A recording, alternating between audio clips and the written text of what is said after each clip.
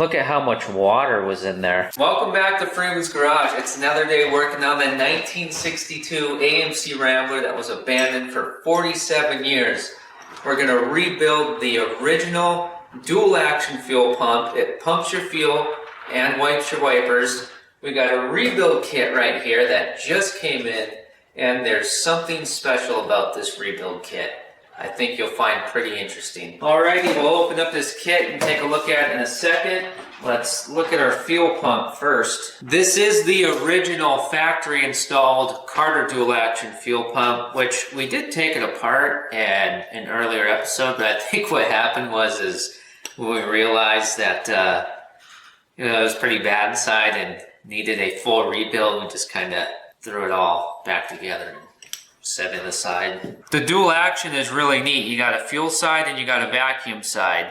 The vacuum side uses vacuum from the engine, because an engine is pretty much just a big air pump, right?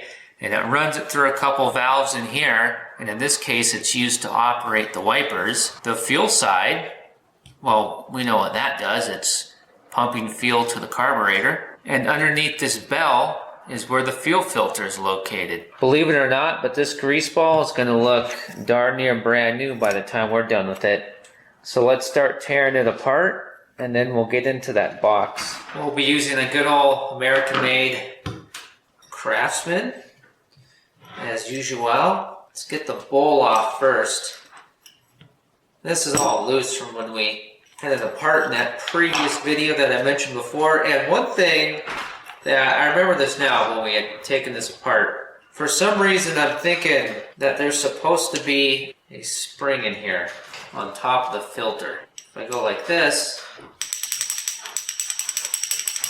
it rattles around like that. You may or may not know this about me, but I am a Fram guy, and this is a Fram CG7, Charlie Golf 7, which tells me that this filter's been in here for a long time, because, correct me if I'm wrong, but I don't think they've made the CG7 for a long time. I'm going to go ahead and say it right now. I'm kind of willing to bet that by the end of this video, we'll probably be putting something like a Napa Gold in here for a filter, because it's probably going to end up being the only place we can get something that's going to fit in here, because I'm pretty sure you're not finding that. Unless it's new old stock or something, maybe you could find somebody's got an unused one from 1970 something that they got on Echo Bay.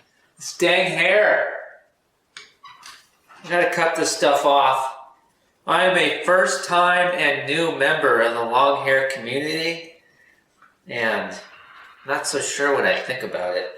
There's a real hefty spring in here too, so you got to be a little bit careful taking this apart. And a disclaimer, this is not a how-to. I don't make how-to videos. It's just us hanging out at Freeman's Garage, that's all. Nothing's too serious. So here's what it looks like inside the fuel side. These are valves here, and I think Carter put screens in there too, but we gotta get those out because there should be brand new valves in here, so we'll replace them.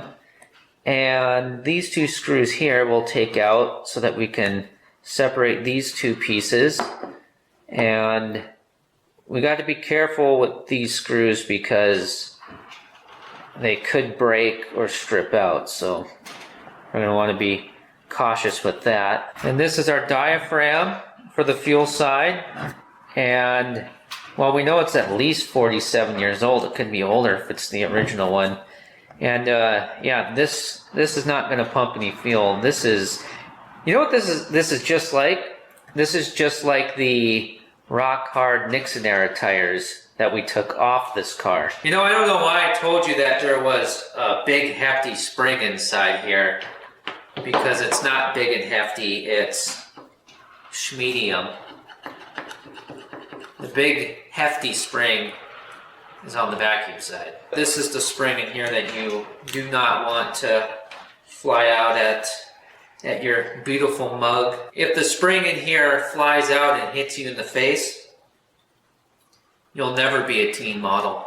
More valves. There's our big spring. And then this is our vacuum diaphragm. And underneath here should be a couple more valves. We should be able to just pull this right out.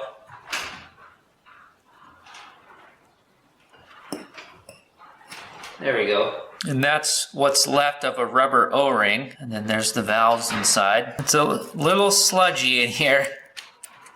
But the nice thing is that there's no rust inside this fuel pump. That's a really good thing. Let's get these valves out. Okay, that's just one half of the valve. There's another half down here. And it's got the screen.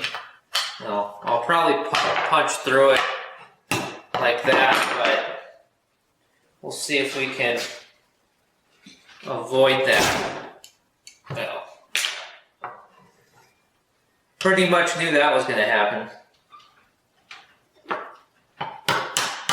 That's when I'm punching the screwdriver through, the second half of the valve. This was the first half.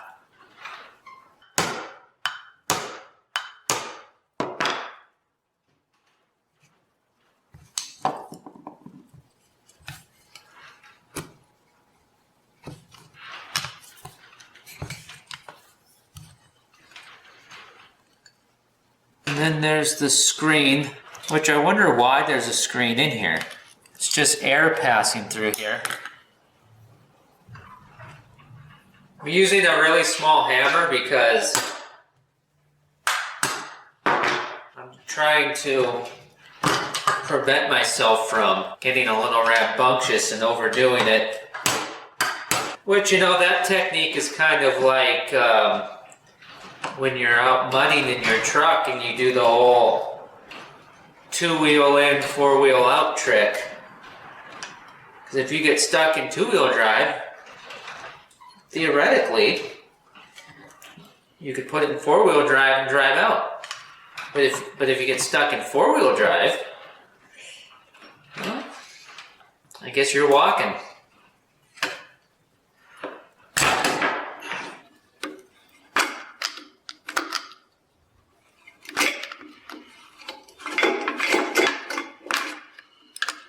There we go. And you had a front row seat. Whoops. The thing about doing that in the vise like that is just need to be careful and make sure that you don't crack anything, because that would not be good. Oh, the other half of the valve came out. Oh, and this is in one piece too. I gotta show you this. These little valves, they open and close like that. Alright, let's get the rest of these valves out and break this down in half. Then we will get this rubber diaphragm and spring out, which is pretty cool how that's got to be done. There's a pressed in pin here. You'll see in a second, and then we'll finally open that box. Where's my driver? There it is.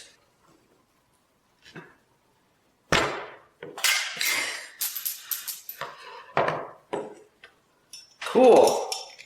This one doesn't want to come out very easily either. If you were just about to get up and grab a snack, I wouldn't do it, because you're not going to want to miss this. This could be one of those moments where I snap this thing in half and it's all over. Or we could have sweet, sweet victory. I'm going to handle this situation like you would handle a newborn baby. Very gently. If it doesn't want to go, I'm going to stop and we'll figure something else out. Okay, it's coming out. Oh, thankfully.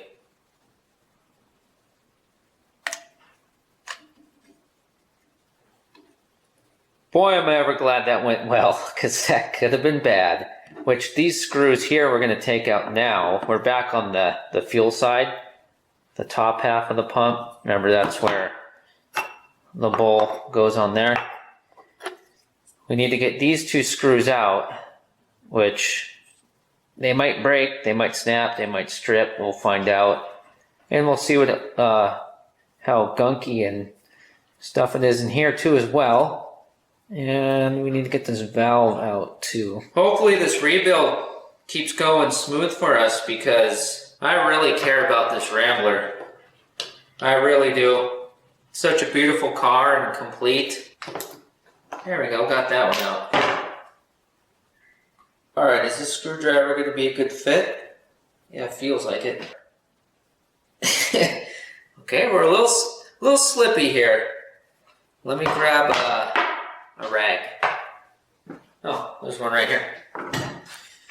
But yeah, once this fuel pump's back on the car, if everything works, you know, then next we get to test the transmission and change all the fluids and oh, perfect. It's one of the reasons why I love this car. It's just going really smooth. We'll get the oil changed and we'll do new radiator hoses and all that kind of stuff. You know, full tune-up, and then we're going to be hitting the road, and I want to recreate some classic American family things that people would have done in a car like this. The Rambler, you know, it's a classic family car, and this isn't good. We need to be very careful here. Here's the first one that broke loose real easy. Let's take it out and get it out of the way. This one here, it was kind of slipping a little bit. So, you know, the question is, do I try any more with this screwdriver, or, well, I probably shouldn't, but, well, let's do a little bit. Okay. Whew. Now that's what you call a closey. Okay, once we get the screw out, we'll split this thing in half, and there's a special gasket in between these two pieces that we will be replacing. Well, it's not really a gasket in between here. It's called the pulsator diaphragm. Probably gonna need a putty knife. I feel like a bear trying to open a jar of honey. Come on, I want to see the pulsator diaphragm. Okay, we're hitting more things with hammers. Very gently. Now, see it. We need a knife. The putty kind. Where's my tiny one? Oh, it's in the parts washer.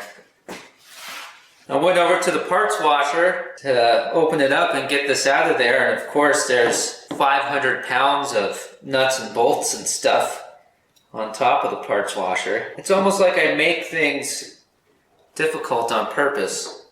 Is that what I'm doing, or is it just the nature of having all, you know, these kinds of projects in your garage going on? There we go. Pulsator diaphragm coming at you. Ooh, it's full of fuel. Look at how much water was in there. It's half water, half gas. I'm having a lot of fun right now. This is awesome. And I hope you are too. Let's get our pulsator diaphragm off.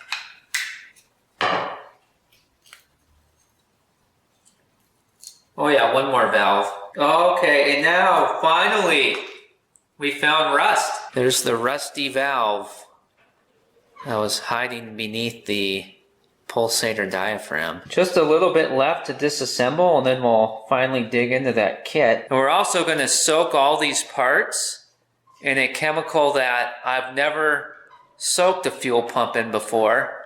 So we'll see how that goes. But right now I'm going to clean up real quick and go get the kiddo from school and spend that quality time. And I'll be back out here between 5 and 6 tomorrow morning, getting back on it. Good morning. Where did we leave off? Oh yeah, that's right, the pulsator diaphragm. Let's kick things off this morning by removing the diaphragm for the fuel side. And to do that, we need to first get this spring out, which that spring has nothing to do with fuel flow or feel pressure. It just helps keep pressure on this slider here on the arm. And this slider is what contacts the camshaft lobe. And this is probably made out of bronze. We need to be a little bit careful getting the spring out because it's a pretty strong one. There might even be a new one in the kit. I'm not sure yet. You get a flat head. Just want to make sure it doesn't come back at us. And I don't want it to fly across the garage and we gotta chase it. Okay, it's coming out now. Oh, there we go. Got it. Alright, so the next thing we gotta do to get this diaphragm out is slide this arm out of the pump housing. Now to do that, we gotta get this pin out that is pressed in here. Carter pressed them in. And to do that, we first gotta get this plug out, which is called a soft plug. And there might be a clip on a groove on the rod in here. Sometimes they put a clip in there so that if the soft plug falls out, that the rod can't slide out. Being as the rod is pressed in, I don't really see a need for a clip. Let's see if there is one. Nope, no clip. Alright, to get that soft plug out, we need a chisel. And I should probably take off this nice, fresh, expensive hooded sweatshirt because I'm going to ruin it. But I won't. That's how it works. Well, I think we need a skinnier chisel. There we go. I'm hoping there's new soft plugs in the kit. There we go. There it is.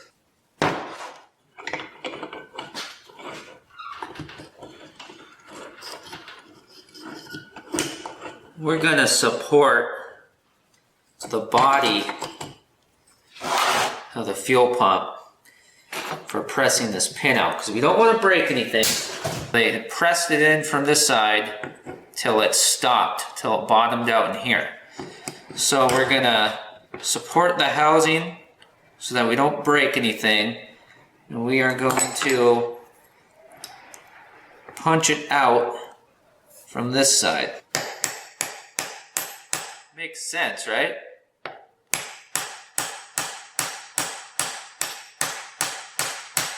We're going to drive it out the way it came in.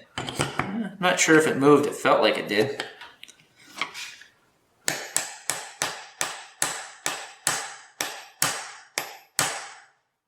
I'm just being very careful. Probably could hit it harder.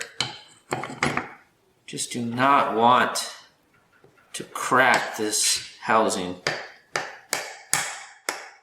Okay, I think it moved. Hope so. There we go. It's coming out now. It's almost out. We didn't break anything. Yet, that is.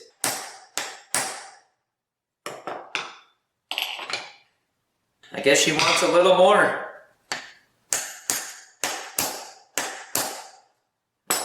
Sounds like it doesn't want to go any further. I think we just gotta give her some power.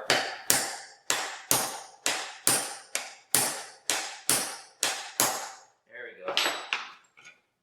There we go. That's what we're looking for.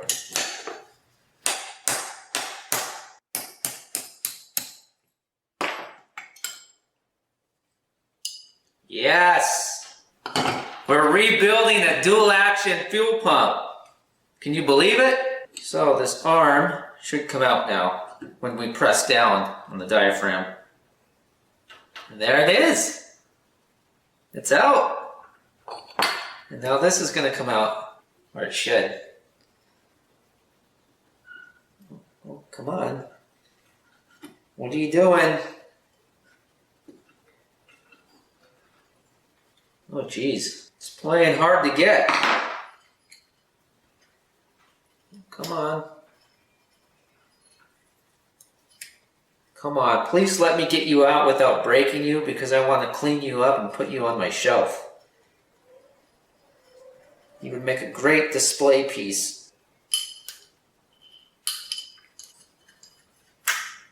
There we go.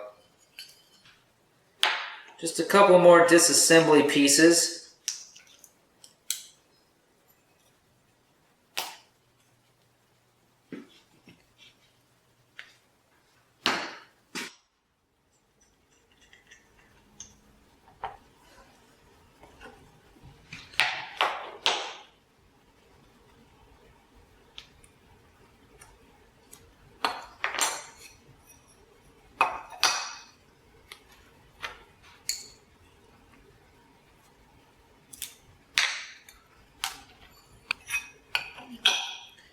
We'll put all that back together for the vacuum diaphragm. We'll be replacing that, but we just throw the rest of it back together for now so that we don't lose it. We were just about to break that box open, and then I remembered that there's one more soft plug right here. Boy, I sure hope there are new soft plugs in that box because kind of destroying them. This one's shorter than the other one we took out. So we got to remember the longer one, where is it? The longer soft plug goes in right here, and the shorter one goes in here. So remember that because I might be asking you during reassembly. So here's everything that's going to be discarded. Here's everything we're keeping and reusing. Now there might be a new spring in the kit, and our pump now is just a hollow body, which is sometimes how I feel about myself. Alright, we are very close to digging out the degreaser that I want to try on this, get this stuff soaking, rip that box open, but I'm thinking right now, very quickly, I should probably get this old gasket residue off and scrape the big chunks of grease off. That should just, help the degreaser process go along quicker. Let's get a blade, the razor kind. Alright, so I'm scraping the old gasket material off with a razor Ramon, as I like to call them. Well, actually, I just made that up just now. I said that as if I've been calling razor blades razor Ramones for years. I haven't. Just made that up. Razor Ramon was one of my favorite WWF wrestlers. The Razor's Edge. That ladder match on pay-per-view versus Shawn Michaels, the Heartbreak Kid, for the Inter Championship. Man, that was a classic. Was that at WrestleMania or SummerSlam? I don't remember. That just gave me the idea in my head of going on the internet and looking for posters of old WWF wrestlers and putting them up all over the walls in the garage here. But then I realized that if I had posters of wrestlers on my wall, that would mean that I have posters of shirtless men on my walls. You know what I just realized? We haven't even had any music yet. What are you in the mood for? Country? Bluegrass? Some rock and roll? Some blues? Or maybe you're rock and roll and your sister's a little bit country. I just made a Donnie and Marie reference. You know what? I'll just pick the music.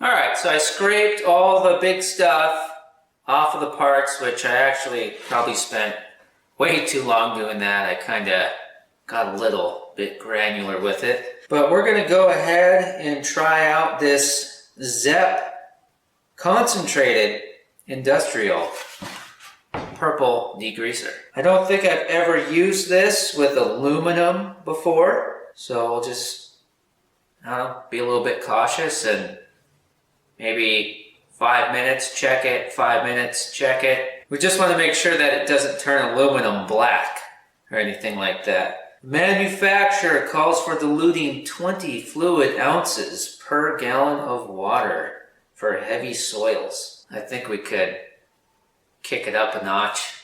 We're doing this in a cat litter bucket. Don't make fun of me.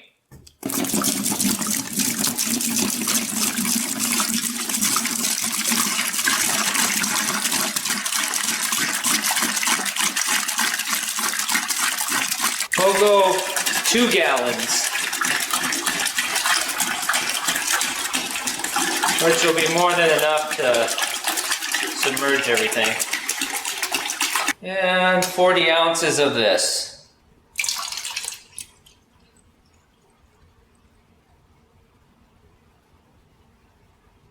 How's that? Is that about 20?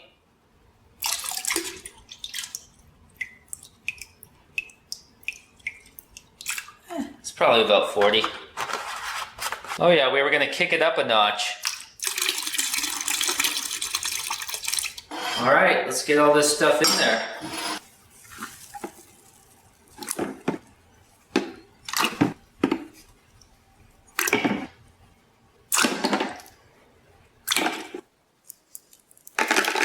I had to ditch the sweatshirt. It's over 70 degrees right now. And yes, I'm wearing the same shirt I wore yesterday. As the kids say, get off my back. You know, people that make rebuild kits for old-timey fuel pumps, you don't just find these guys in the yellow pages. There's not a lot of them. And that looks high quality. And that's what I wanted to share with you about this kit. So this is a place called Then and Now Automotive in Massachusetts. They don't know who I am. They have no idea that I'm even telling you this. I paid for this. They don't know me. I believe that they make these kits by hand, all with everything they get from right here in the US. You can send them your fuel pumps as well, and they'll rebuild them in-house for you and then send them back. Well, of course they'll send them back.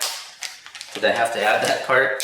And I also think that they have some sort of rubber vulcanizing machine, or they got a bunch of cool equipment where they can actually do engine mounts. So if you're doing a restoration or you need engine mounts for a car that you can't buy, they might be able to make them for you. Yeah, all this stuff looks nice. It almost looks like billet pieces of aluminum. Yeah, this all looks really good. We got our diaphragms. We got all our pieces for our valves that look amazing. And they also look like they probably open further than the stock ones. Whoops. So we probably get better fuel flow. I'm sure it'd still be in spec for pressure though. They wouldn't change that on you without telling you. And that looks like I wonder if they did that on a lathe in-house. I wouldn't be surprised. Yeah, this all looks pretty sweet. And again, they don't know who I am or that I'm even mentioning them. But I support small American businesses. And this type of business is right up our alley. And shoot, they're in Massachusetts. That's where the first Thanksgiving was celebrated in 1621. I mean, how much more American can you get? Well, actually, the United States didn't exist in 1621. But you know what I'm saying? Let's check on some stuff here. I just want to make sure that aluminum isn't turning black or discoloring. Looks like it's going to work. Looks kind of melty, like all that would wipe right off. I think I'm probably going to install glasses of safety before I do that again. I like these things.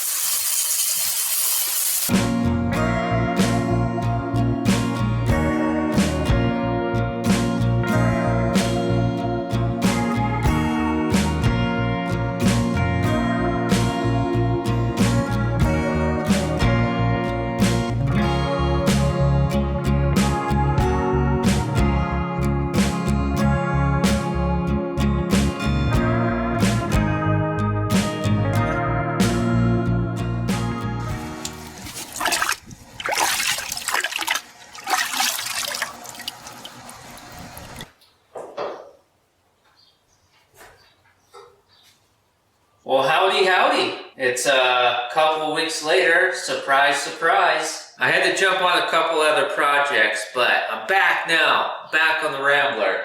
And I was just looking at our mating surface here for the fuel pump. Before we bolt the fuel pump back on and fire this girl up and find out if it works, we're gonna have to give her a good old cleaning in the general area. We need to finish cleaning all this up first though. We didn't quite get everything as clean as I would like, so we're gonna give her another go here. I wanna try something. Just some grease fighting dish soap and water. Hot water would be best, but we're not that class of people. We're more bowling alley than golf course here at Freeman's Garage. But you know, we just want it cleaned up a little bit better than we've already got it. I want the outside of the fuel pump to look good. And I want to make sure we get every little passageway on the inside cleaned out real well. If this doesn't get things clean enough to my likings, we're gonna go buy about 5 pounds of baking soda and we're gonna soda blast it in the blast cabinet. There's this really slimy layer of grease that just does not, ooh, okay, came off. Didn't think it was gonna come off. Ooh, that looks beautiful. Yowza. Daddy like. That looks really good, doesn't it? A lot better than this over here, right? That doesn't mean that this stuff here isn't fan-diddly-tastic. It is. It just needed a second go-around, you know what I mean? And switching to the dish soap was just because why not? Just see how good it would work on this type of a cleaning job. You don't want to watch me clean every single part again, do you? I'll just knock it out and I'll see you on the other side.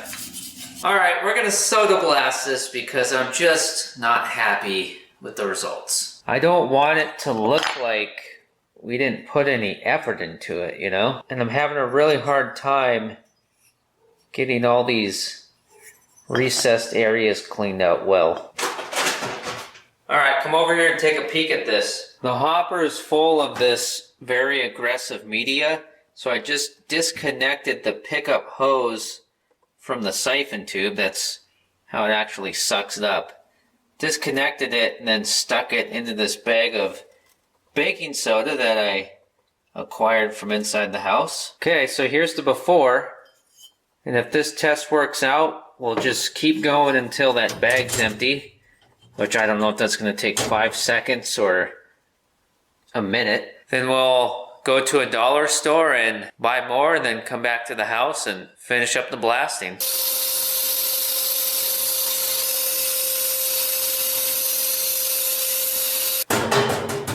survey says.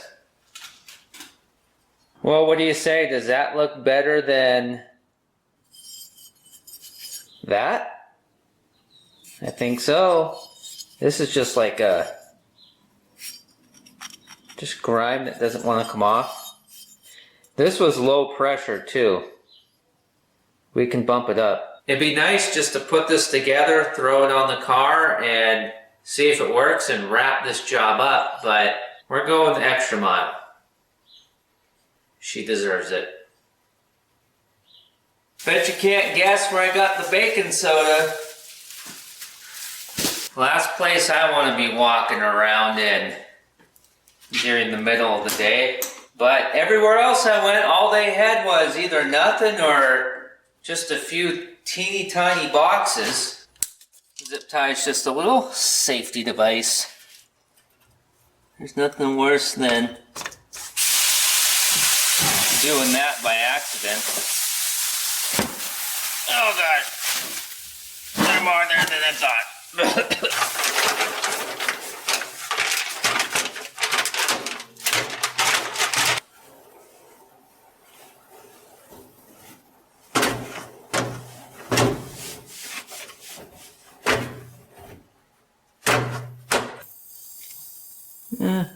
About 90. All right, enjoy the ride.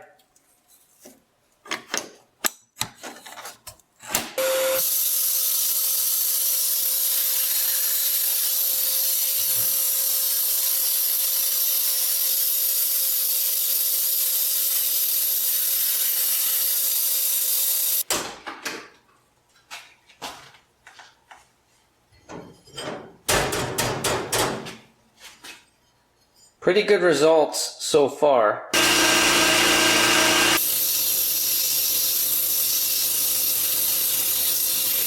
Alrighty, so I blasted for about an hour's time, and then I gave everything a good dunk in some water to make sure that there's no baking soda trapped anywhere. Everything's clean, ready to go for reassembly.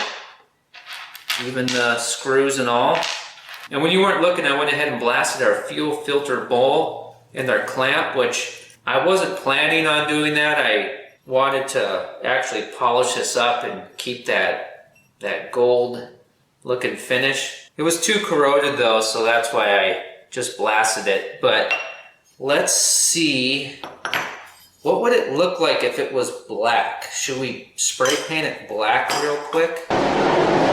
That's the U.S. Army. They shave their face every single day so that dirtbags like me don't have to. Alright, so what would this look like if it was black in color? And the clamp. So the fuel filter bowl, I'm having a hard time saying that. Fuel filter bowl and the clamp. Should we spray it in black?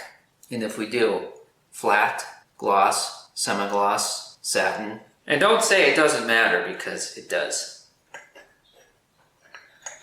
Alright, we're painting it black.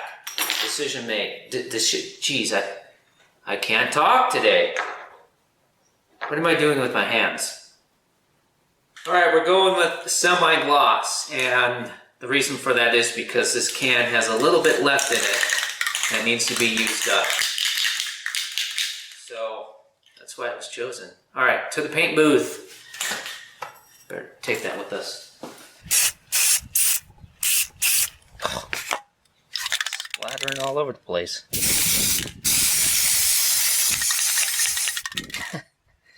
Oh, I should just grab another can.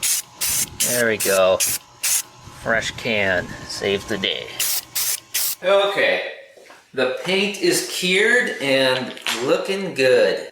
I set out this sheet of 600 grit sandpaper so that we can flatten all of our mating surfaces, because if we don't, there's no way this stuff's gonna seal. Even with brand new gaskets, I just would not chance it, especially after all this work. I think the flattest, smoothest section of this wood top is right over here, so that's where we'll do this. And I don't recommend 600 grit. It's just a grit that I have on hand, and I'm pretty sure it's gonna work well, so. But for you, if you were doing something like this, you might decide that 800 or 1200 or 300 is what you need.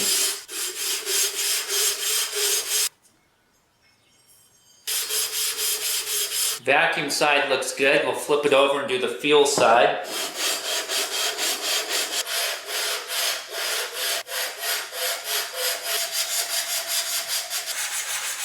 We're very close to having this thing back together, back on the engine.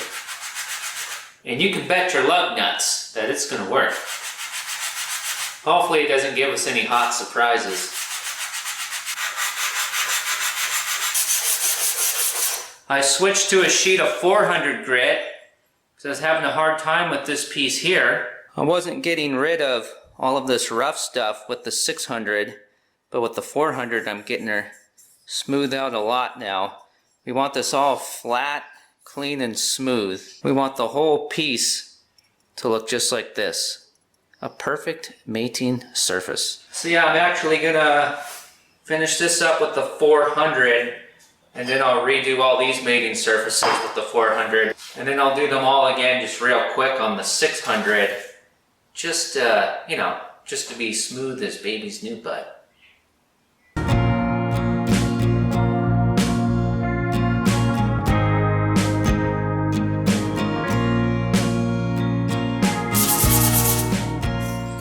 Finally, I dropped all the way down to 220 grit. And it was a little bit scary because you don't want to go too rough and you don't want to go too far, because just like everything else in life, you can't take it back. Once the material is gone, it's gone. Now I'm going to smooth it out with the 320 and then the 400 and then the 600. I might be making way more steps out of this than necessary, but I don't know. Let's see how this piece finishes out, and then I'll repeat it on the other parts, and yeah, let's get it done. I want to hear this engine run with the fuel pump. It's done. I spared you the expense of watching me just do this for 45 more minutes. So I cranked the Doobie Brothers on 10 and just got it done. And it's looking really good. Totally worth it. I'm serious. I'm glad I went through and did all the extra work. I mean, I don't really have any hands left, and we're going to have to wash all this out again. Just a good water rinse. But yeah, I mean, look at that. Looks brand new. Nice clean mating surfaces. Next time though, we got to do it with a belt sander, because I mean, that was awful. And now I'm thinking, since we've gone this far, should we clear coat it? Do I have any clear coat? If I have some on hand, then maybe we will do it. I'm looking on the shelf of hazardous materials. Not sure, let me check. Gosh darn it, we do! Well, should we clear coat it? I mean, we probably shouldn't. We really should just get the thing back on, get it together and back on the car and complete this project. Different day, same shirt. I seem to be plagued on this fuel pump rebuild. Things keep getting in the way. I did get those boxes organized though. Yeah, we should definitely clear coat it. And I'm kind of thinking, let's get the valves and all the internals assembled, completely assemble the pump, and then clear coat it. That way we don't have to spend time masking any of this stuff off. Does that make sense?